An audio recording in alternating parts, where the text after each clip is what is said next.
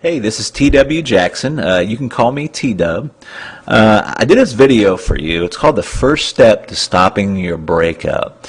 And I did this because I really want to help and give you some direction, because I know this is such an emotionally trying time. It's easy to make mistakes, because I've been there before, and I've helped folks that have been here.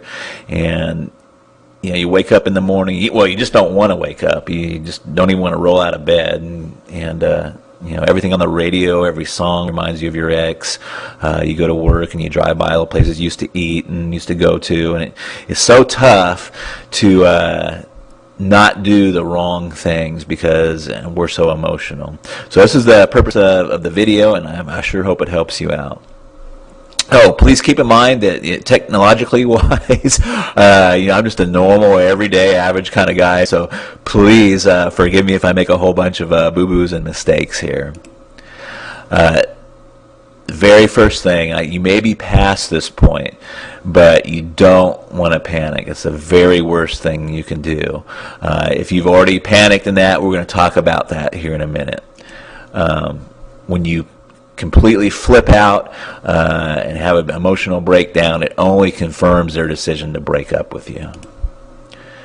And of course, it pushes them farther away. If you're being clingy, if you're just demanding they spend more time with you, you're demanding they talk with you about this, it just pushes them farther away. Now, here's some signs of panic. If you've done this or had this done to you, you'll immediately recognize it. I call it text message terrorism. And, it's basically just sending a barrage of text messages trying to stay in this person's life, and trying to, get back together with them, and, just trying to find out exactly what happened. And it's one of the first signs that you'll see a lot of time is text messages terrorism, I call it, or the old drunk dialing. Now, you don't necessarily have to be drunk to do what I call drunk dialing. You can be in a highly emotional state, and this is still I consider drunk dialing, but you know what this is too if you've done that. It's just calling over and over and over again, especially if you're getting the voicemail, and you want to basically professing your undying love, or how much you're sorry for what you did. None of this helps. Arguing about the breakup, contacting their friends and family. Now, this is kind of an interesting one. Reason most of us do this is because we don't accept what the ex have told us for the reason that they broke up.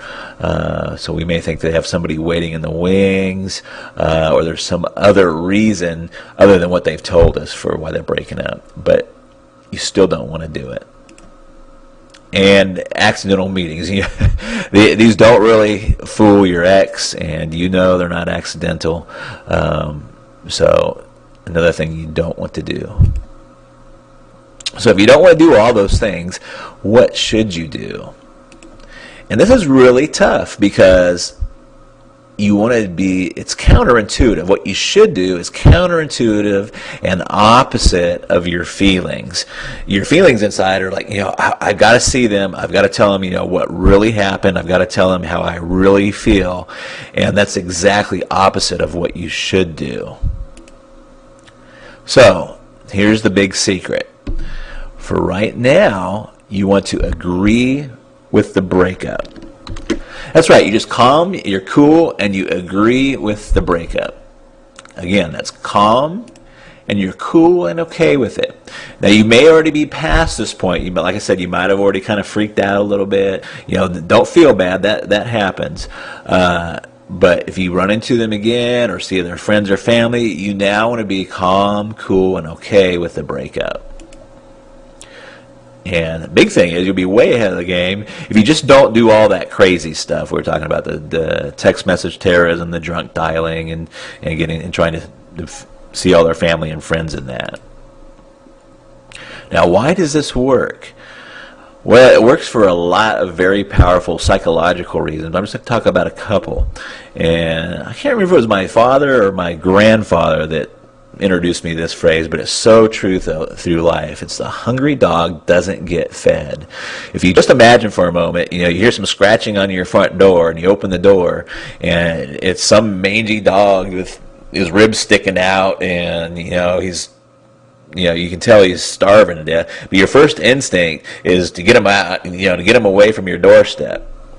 Now, if you open that door and, it's a well-groomed dog, you tell he's fed, he's got a collar, he belongs to somebody, and you treat that dog a lot better than you treat the dog that's, kind of showed up on your doorstep hungry, if you will. Now, their main psychological reason, and please burn this into your head or memory, write it down, is people want what they can't have. This is so true. Whether it's jobs, when is it hardest to get a job? When you don't have a job. It's easy to get a job when you already have one. The same is true with money and credit. They loan money to people that don't need the money all the time. When you have no credit, it's almost impossible to get any credit. And the same things hold true with love and attention. So, if you've blown it, it's okay. Is there still a chance? You betcha. And here's what you want to do. You just want to write a short note and include these things. Don't add to it and don't take away from it. But you want to let them know you're okay with the breakup now. You tell him or her that you agree with the decision to break up. If you did something bad, like have an affair, just briefly apologize. If you didn't do anything bad, don't find something to apologize about. That will be worse. But if you did something bad, just briefly apologize. Then tell them something really exciting has happened in your life, and you need to tell them about it sometime. Let them know that you want to give them some time to themselves for now, and then close by saying, maybe at some point we can be friends. And remember, you want to be calm, and you want to have a cool tone. If you'd like a little example of this letter, just hang out for a second, and I'll give you a little example where you can get a little example. But this sets the stage for your next moves.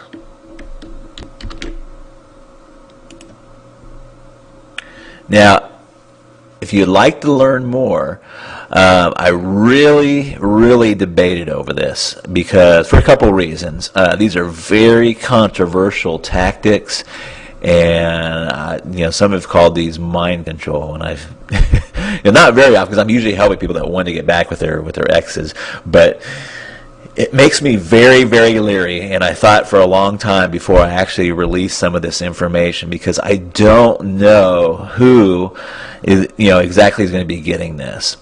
I'm assuming that you're an average, well-meaning individual and that you're trying to get back with your ex with good intentions. So I just want to say that this is not for stalkers. It's not to be used for any kind of revenge. Don't try to get back together with them and just to break up with them or break their hearts. And I'm just going to throw a blanket out there. It's not for cuckoos, crazies, or weirdos.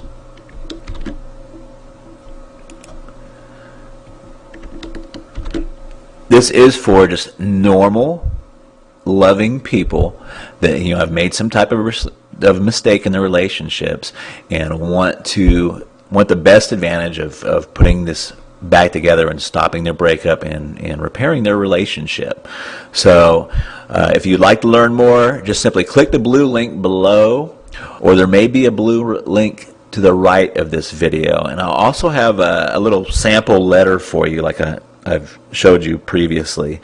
So I hope this video has helped you, and I look forward to seeing you and rapping with you down the road. Talk to you later. Bye-bye.